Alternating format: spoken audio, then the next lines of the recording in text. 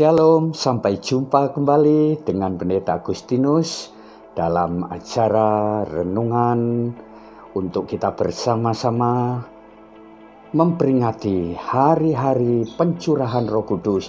Bila saat ini kita boleh masuk di dalam hadirat Tuhan bersama-sama, kita memuji, memuliakan Tuhan. Mari kita berdoa. Terima kasih Bapa, kasih anugerah Tuhan berikan bagi setiap kami. Sebagaimana saat ini kami boleh ada, dan saat ini kami masuk di dalam hadirat Tuhan, dalam lawatan kuasa Roh Kudus-Mu untuk memampukan kami, tetap kami eksis, tetap kami diberkati, khususnya dalam kesehatan kami menghadapi adanya situasi-situasi pandemi virus Corona. Kami tetap diberkati kesehatan, proteksi daripada Tuhan ada pada setiap kami. Urapi setiap kami semua, urapi hamba-Mu, untuk kami bersama-sama ada di dalam hadirat Tuhan. Dalam nama Tuhan Yesus, haleluya, amin.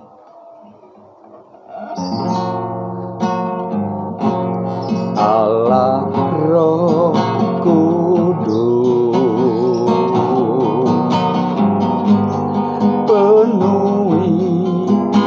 kami, ku rindu Kau selalu dalam hidupku. Allah Roh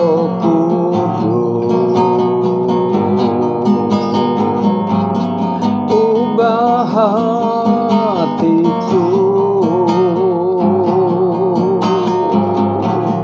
jelikanku, jamalah ku rindu hadirat-Mu, ku sembah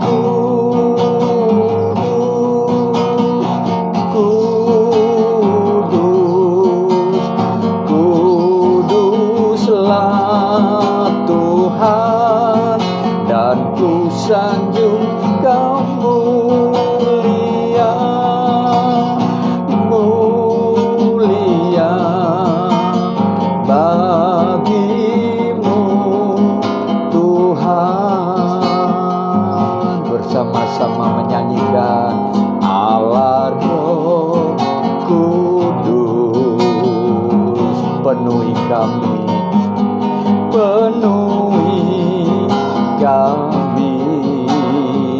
Oh, ku rindu Kau selalu dalam hidupku.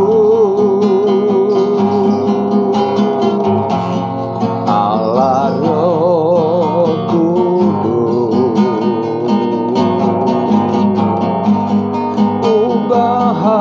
hatiku, jelikanku,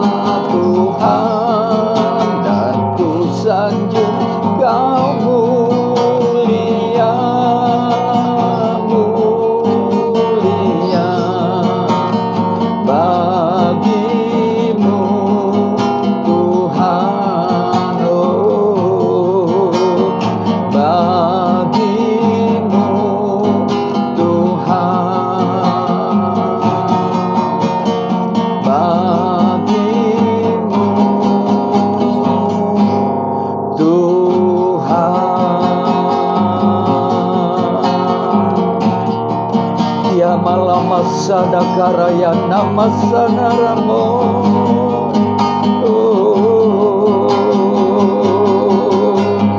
Haleluya, haleluya. Terima kasih Yesus. Haleluya. Terima kasih Tuhan Yesus. Terima kasih Engkau menjamah melawat setiap umat-Mu. Engkau melawat setiap pribadi kami masing-masing Tuhan. Memberikan kekuatan, penghiburan, pencerahan, bahkan melakukan perkara yang ajaib buat setiap kami. Terima kasih Tuhan Yesus. Haleluya, haleluya. Amin. Baik, sekarang tiba saatnya kita akan mendengar renungan firman Tuhan. Namun sebelum itu mari kita bersama-sama berdoa. Urapi hamba-Mu Tuhan untuk menyampaikan apa yang menjadi pesan Tuhan, sehingga setiap kami semua diberkati oleh firman Tuhan. Di dalam nama Tuhan Yesus. Haleluya. Amin. Bapak Ibu yang dikasihi Tuhan, tema daripada firman Tuhan pada saat ini, di tengah-tengah situasi adanya pencurahan Roh Kudus atau Pentakosta, kalau beberapa waktu yang lalu yang saya sampaikan adalah tentang kuasa Pentakosta, kali ini kita kembali berbicara masalah kuasa Roh yang mengubahkan. Kuasa Roh yang mengubahkan. Bersama-sama saya mengajak kita semua membaca di dalam Kisah Para Rasul pasal yang ke-1, ayat yang sudah sering kita baca, ayat yang sudah sering kita dengar, yaitu di dalam Kisah Para Rasul pasal yang ke-1, di dalam ayatnya yang ke-8, firman Tuhan berbunyi demikian, saya bacakan. Tetapi kamu akan menerima kuasa kalau Roh Kudus turun ke atas kamu, dan kamu akan menjadi saksiku di Yerusalem dan seluruh Yudea dan Samaria dan sampai ke ujung bumi.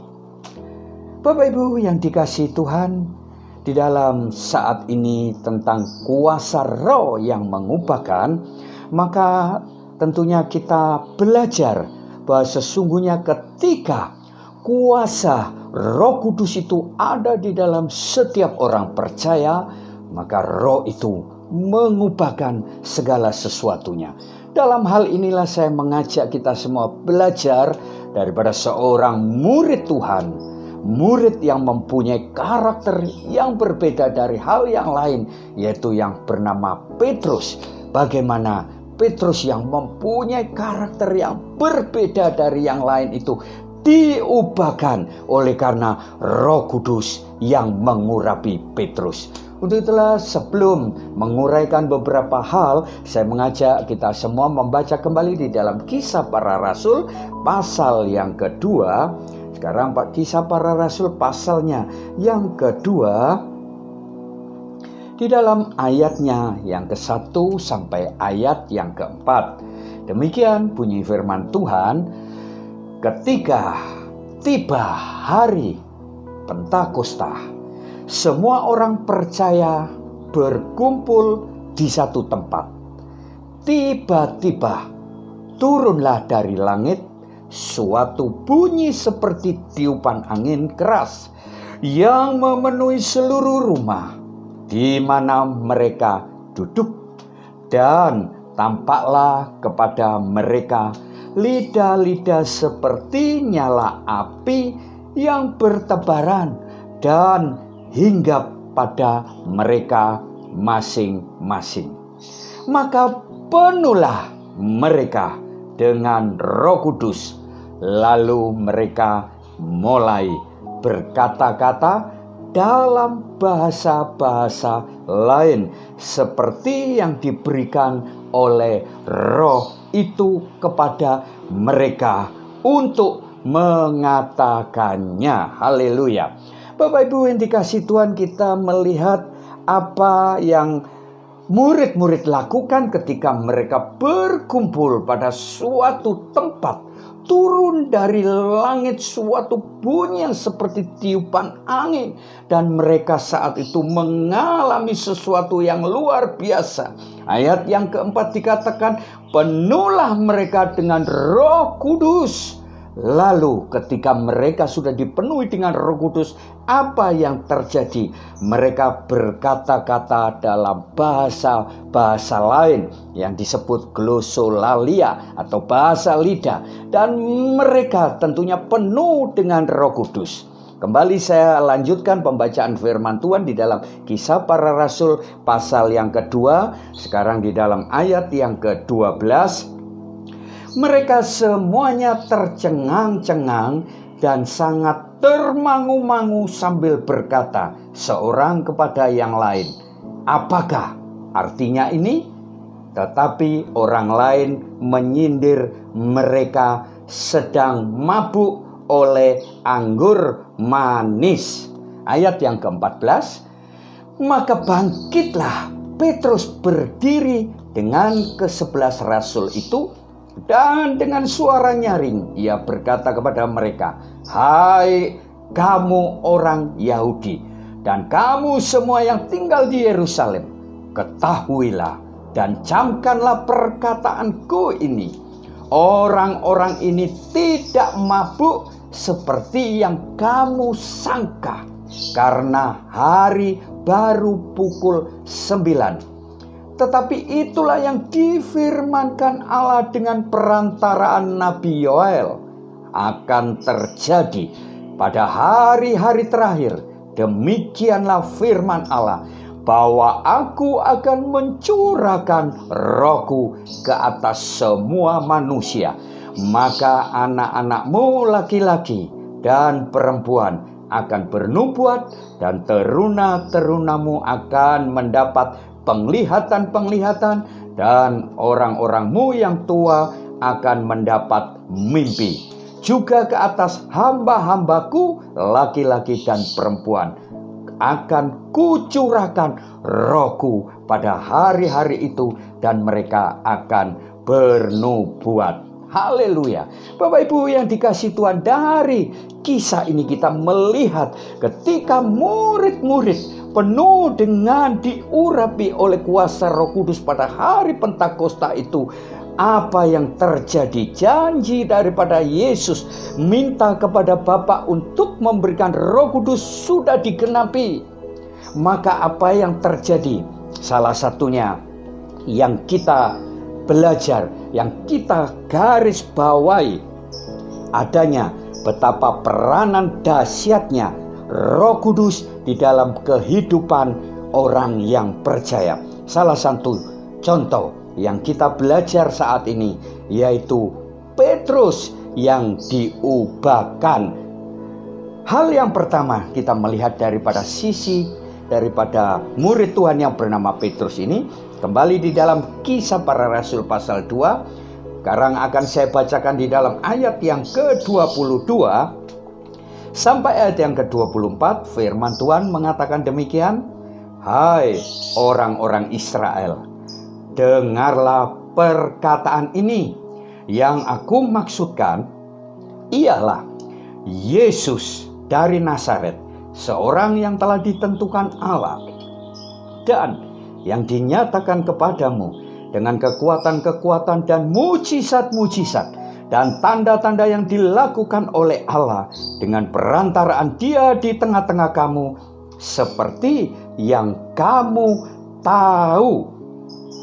Dia yang diserahkan Allah menurut maksud dan rencananya telah kamu salibkan dan kamu bunuh oleh tangan bangsa-bangsa durhaka. Tetapi Allah membangkitkan Dia dengan melepaskan dia dari sengsara maut, karena tidak mungkin ia tetap berada dalam kuasa maut itu. Satu ayat lagi di dalam ayat yang ke-40, Kisah Para Rasul pasal 2 ayat yang ke-40. Dan dengan banyak perkataan lain lagi, ia memberi suatu kesaksian yang sungguh-sungguh. Dan ia mengecam dan menasihati mereka, katanya, berilah dirimu diselamatkan dari angkatan yang jahat ini. Bapak Ibu yang dikasihi Tuhan, kita lihat sosok daripada Petrus, murid Tuhan, berani bersaksi di hadapan banyak orang. Petrus bersaksi tentang kuasa dan kebangkitan Yesus yang nyata adalah Mesias yang dijanjikan Allah. Nah, apa hasilnya daripada apa yang dilakukan oleh Petrus? Ketika Petrus sudah dipenuhi dengan Roh Kudus, maka di dalam ayat yang ke-41 Kisah Para Rasul pasal 2, firman Tuhan berbunyi demikian, orang-orang yang menerima perkataannya itu memberi diri dibaptis, dan pada hari itu jumlah mereka bertambah kira-kira 3.000 jiwa. Wow, dahsyat sekali. 3.000 jiwa. Oleh karena perkataan kesaksian daripada Petrus yang dipenuhi dengan Roh Kudus, berani untuk menceritakan, berani untuk bersaksi betapa Yesus sudah mengalahkan maut, bangkit daripada kematian. Bapak Ibu yang dikasihi Tuhan, kalau dibandingkan dengan Petrus yang lama, Lukas pasal 22 ayat ke-56, ayat ke-57. Bagaimana ketika Petrus menyangkal, ketika ada seorang anak kecil yang mengatakan ini dia yang biasa bersama-sama dengan orang yang disalibkan. Maka dengan segala ketakutan Petrus mengatakan, aku tidak kenal dia. Dia menyangkal Yesus. Itulah Petrus yang dahulu. Namun berbeda ketika Roh Kudus ada pada Petrus, mengurapi Petrus, maka diubahkan. Petrus yang pengecut, Petrus yang pernah menyangkal Tuhan Yesus, sekarang dengan penuh keberanian dia menjadi kesaksian bagi hormat kemuliaan bagi nama Tuhan. Itulah tentunya yang diharapkan bagi setiap kita di tengah-tengah situasi saat ini pun. Biarlah kita yang Roh Kudus mengurapi kita semua, hendaklah kita menjadi saksinya, bukan saja di Yerusalem, di Samaria, di Yudea, namun sampai di ujung bumi. Sekarang kita akan melihat hal yang kedua daripada apa yang terjadi dengan Roh yang mengubahkan daripada setiap orang percaya. Di dalam Kisah Para Rasul pasal yang ketiga, di dalam ayat yang ke-1 sampai ayat yang ke-7, firman Tuhan berbunyi demikian. Dengan cepat saya bacakan. Petrus menyembuhkan orang lumpuh. Ayat yang ke-1 berbunyi demikian, Kisah Para Rasul pasal 3. Pada suatu hari menjelang waktu sembahyang, yaitu pukul 3 petang, naiklah Petrus dan Yohanes ke bait Allah. Di situ ada seorang laki-laki yang lumpuh sejak lahirnya, sehingga ia harus diusung. Tiap-tiap hari orang itu diletakkan dekat pintu gerbang bait Allah yang bernama Gerbang Indah untuk meminta sedekah kepada orang yang masuk ke dalam bait Allah. Ketika orang itu melihat bahwa Petrus dan Yohanes hendak masuk ke bait Allah, ia meminta sedekah. Mereka menatap dia dan Petrus dan berkata, Petrus berkata, lihatlah kepada kami. Lalu orang itu menatap mereka dengan harapan akan mendapat sesuatu dari mereka. Tetapi Petrus berkata, emas dan perak tidak ada padaku, tetapi apa yang kupunyai kuberikan kepadamu. Demi nama Yesus Kristus, orang Nazaret itu berjalanlah. Dan ayat yang ke-7, Lalu ia memegang tangan kanan orang itu dan membantu dia berdiri. Seketika itu juga kuatlah kaki dan mata kaki orang itu. Bahkan ayat 8 dikatakan, ia melonjak berdiri lalu berjalan kian kemari dan mengikuti mereka ke dalam bait Allah. Haleluya. Dalam pencurahan Roh Kudus yang dialami oleh murid-murid Tuhan, khususnya Petrus, diubahkan. Dia sekarang menjadi penuh kuasa, bukan saja berani bersaksi, namun hal yang kedua, disertai kuasa. Kalau disertai kuasa, maka terjadi mujizat, keajaiban terjadi atas Petrus. Maka apa yang kita lakukan dan kita lihat daripada peristiwa ini, hasilnya Kisah Para Rasul pasal yang ke-5. Kalau kita melihat hasil daripada hal ini di dalam Kisah Para Rasul pasal yang ke-5 ayat yang ke-12, maka berbunyi demikian, dan oleh rasul-rasul diadakan banyak tanda dan mujizat di antara orang banyak. Semua orang percaya selalu berkumpul di serambi Salomo dalam persekutuan yang erat. Orang-orang lain tidak ada yang berani menggabungkan diri kepada mereka, namun mereka sangat dihormati orang banyak. Dan makin lama makin bertambahlah jumlah orang yang percaya kepada Tuhan, baik laki-laki maupun perempuan.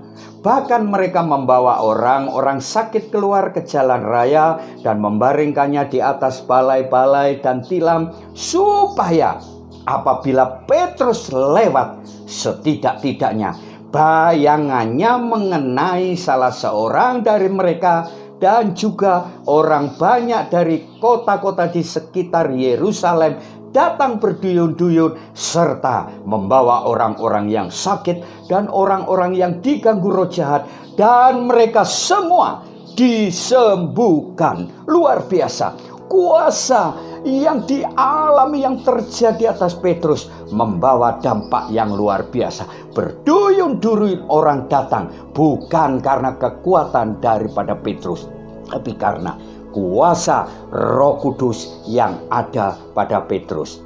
Bandingkan dengan Petrus yang lama. Kalau saudara baca dalam Yohanes pasal 18 ayat yang ke-10, ayat yang ke-11, waktu para prajurit datang bersama murid yang berkhianat yang bernama Yudas, para prajurit hendak menangkap Yesus, maka dengan gagah seolah-olah sebagai pahlawan, Petrus menghunus pedangnya. Maka salah seorang prajurit yang bernama Malkus putus telinganya. Itu Petrus yang lama, dengan segala kekuatan, kesombongan, kedagingannya dia lakukan. Namun berbeda dengan setelah dia mengalami kuasa Roh Kudus, terjadi kuasa yang dahsyat, terjadi kuasa kesembuhan, bahkan bayangannya pun dipercaya. Orang yang terkena bayangan daripada Petrus mengalami kuasa mujizat Tuhan. Nah, Bapak Ibu sekalian yang dikasihi Tuhan, oleh sebab itulah mari minta pencurahan Roh Kudus terjadi buat setiap kita semua, sehingga apapun yang kita hadapi, jikalau kuasa itu ada pada kita, maka kita berani mengatakan, jika Allah di pihak kita, siapa lawan kita? Segala masalah, segala persoalan apapun yang kita tahu, pasti kita akan tampil lebih daripada pemenang. Yang ketiga, sekarang kita akan melihat hal yang ketiga, dengan roh yang mengubahkan setelah mengalami kuasa Roh Kudus. Maka kita akan melihat hal yang ketiga di dalam Kisah Para Rasul pasal yang keempat. Kisah Para Rasul sekarang pasal yang keempat ayat yang ke-7. Kisah Para Rasul pasal yang keempat ayat yang ke-7.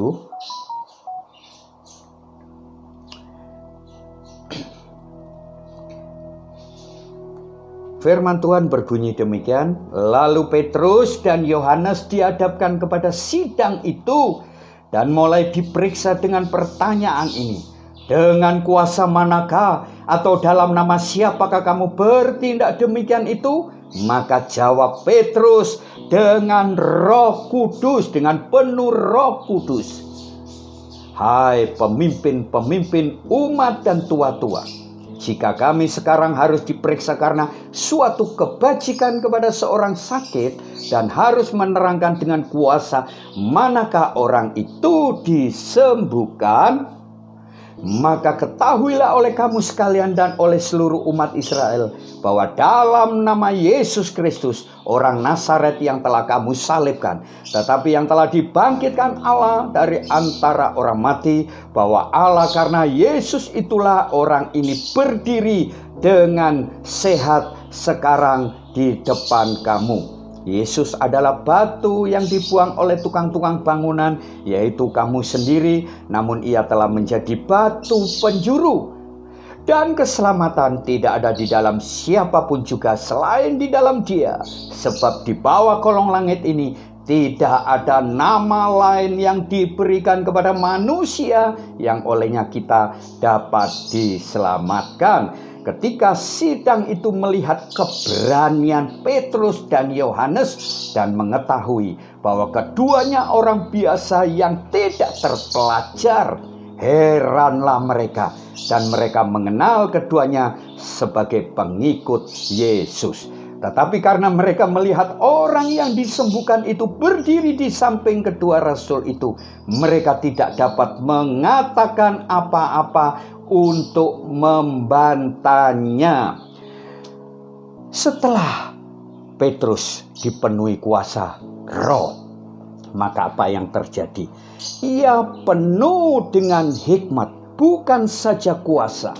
Ketika dia diperhadapkan dengan para tua-tua, dengan para majelis, apa yang dia katakan waktu di sidang tidak menyangkal sedikit pun, dia tetap mengatakan semuanya oleh karena Yesus. Bahkan dengan keberanian di dalam ayat yang Kisah Para Rasul 4, di dalam ayatnya yang ke-12 tadi juga dikatakan dengan segala keberaniannya bahwa sesungguhnya di kolong langit ini tidak ada nama yang bisa menyelamatkan. Petrus penuh hikmat sehingga dia terus mempermuliakan nama Tuhan. Walaupun yang dia hadapi segala intimidasi, segala tekanan, namun dia tidak takut lagi menceritakan bahwa sesungguhnya segala sesuatu datangnya oleh karena kemurahan daripada Tuhan. Begitu juga setiap kita saat-saat ini, jikalau kita diperhadapkan dengan segala sesuatu apapun, jikalau Roh Kudus memenuhi setiap kita semua, maka setiap perkataan kita ada hikmat Tuhan, sehingga setiap apa yang kita katakan oleh karena hikmat itulah kita bisa mengatakan sesuatu yang baik. Begitu juga dikatakan Yohanes dan Petrus, walaupun bukan orang terpelajar, namun mereka dapat mengajar, membuat pemimpin-pemimpin umat tua-tua tidak dapat membantah apa yang diajarkannya. Oleh sebab itulah mari mintalah hikmat Tuhan dengan kuasa Roh Kudus yang memampukan setiap kita semua. Dan lewat kejadian itu maka hasilnya yang kita lihat apa yang dilakukan oleh Petrus. Kisah Para Rasul pasal 4. Saya bacakan di dalam ayat yang ke-1 sampai ayat yang ke-4. Ketika Petrus dan Yohanes sedang berbicara kepada orang banyak, mereka tiba-tiba didatangi imam-imam dan kepala pengawal bait Allah serta orang-orang Saduki. Orang-orang itu sangat marah karena mereka mengajar orang banyak dan memberitakan bahwa dalam nama Yesus ada kebangkitan dari antara orang mati. Mereka ditangkap dan diserahkan ke dalam tahanan sampai keesokan harinya karena hari telah malam. Tetapi di antara orang yang mendengar ajaran itu banyak yang menjadi percaya, sehingga jumlah mereka menjadi kira-kira 5.000 orang laki-laki. Haleluya, luar biasa, bertambah oleh karena perkataan yang penuh hikmat. ada kuasa Roh Kudus. Maka ketika Petrus menyampaikan pengajaran, bertobatlah, dikatakan ada 5.000 orang laki-laki, belum termasuk yang lain. Nah, oleh sebab itulah, mari di tengah situasi saat ini yang tidak baik apapun, hikmat dari Tuhan menentukan langkah kita untuk mengalami lawatan Tuhan yang terbaik. Kiranya firman Tuhan ini boleh memberkati kita semua di tengah-tengah situasi adanya pencurahan Roh Kudus ini. Biarlah kita minta kekuatan Tuhan, Roh itu mengurapi kita semua sehingga kita mampu melakukan segala perkara di dalam Dia yang kita kerjakan, pasti mengalami segala kebaikannya. Tuhan memberkati. Sampai jumpa pada edisi yang akan datang. Jangan lupa tekan like, subscribe, dan yang mendukung segala apa yang saat ini saya sampaikan. Biarlah segala sesuatunya untuk kemuliaan